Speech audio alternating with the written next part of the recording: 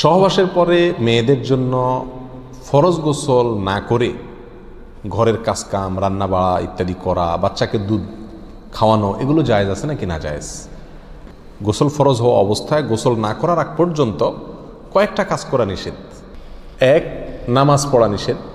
2, তওয়াফ করা নিষেধ। 3, মসজিদে অবস্থান করা নিষেধ। 4, কোরআন স্পর্শ করা নিষেধ। 5, কোরআন পড়া নিষেধ। এই 5টি কাজ ছাড়া আর কোনো কাজ কিনা নিষেধ না।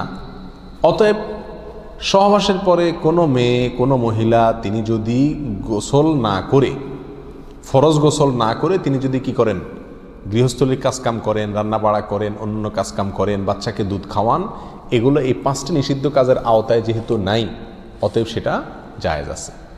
আমাদের দেশে যত কঠোরতা সব মেয়েদের উপরে, ছেলেদের উপরে নাই।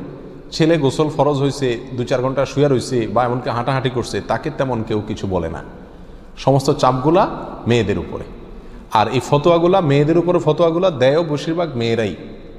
কথার কথা, ননদ আছে, শাশুড়ি আছে বা অন্য কেউ আছে বা জাল আছে, তো তারা খোঁচাইতে শুরু করে যে গোসল না করে বাচ্চাকে দুধ খাওয়াচ্ছে। কোনো বাচ্চা কাঁদতে কাঁদতে মরে যায় কিন্তু দুধ খাওয়ায় না, কেন? কারণ গোসল করে নাই।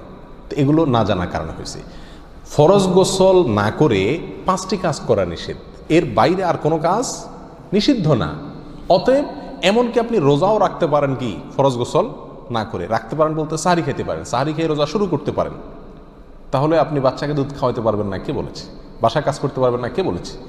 তবে হ্যাঁ, যদি আপনি ফরজ গোসল একটু দেরিতে করতে চান কোনো কারণে, তাহলে সেক্ষেত্রে অন্যান্য কাজকামের সুবিধার জন্য ওযু করে নেওয়া উত্তম।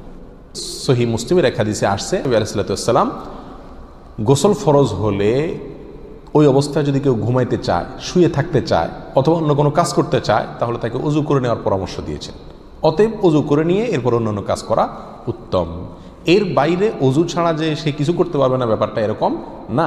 একবার আবু হুরায়রা রাদিয়াল্লাহু তাআলা আনহু, তার সাথে নবী আলাইহিস সালাতু ওয়াস সালামের দেখা হয়েছে কোনো এক রাস্তায়, এই অবস্থায় যে তার গোসল ফরজ হয়েছিল।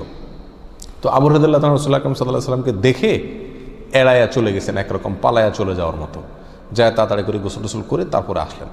নবী আলাইহিস সালাতু ওয়াস সালাম জিজ্ঞাসা করলেন, আবু হুরায়রা তুমি কই গেছিলা? তোমার দেখলাম।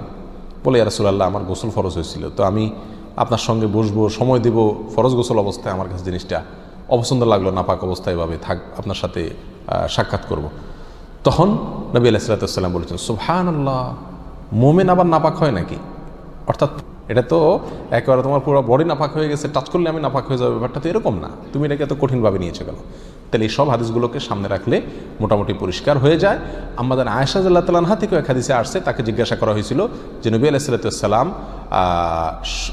গোসল ফরজ হলে তিনি ঘুমাতেন কিনা? তিনি বলেছেন হ্যাঁ, ঘুমাতেন। কোনো কোনো বর্ণনা আসছে ওযু করা ছাড়াও ঘুমাতেন। তাহলে বোঝা গেল ওযু করে নিয়ে ঘুমানো, ওযু করে নিয়ে কাজকাম করা উত্তম, কিন্তু আপনি যদি নাও করেন তাতে কি হবে না, কোনো গুনাহ এতে হবে না। আল্লাহু আ'লাম।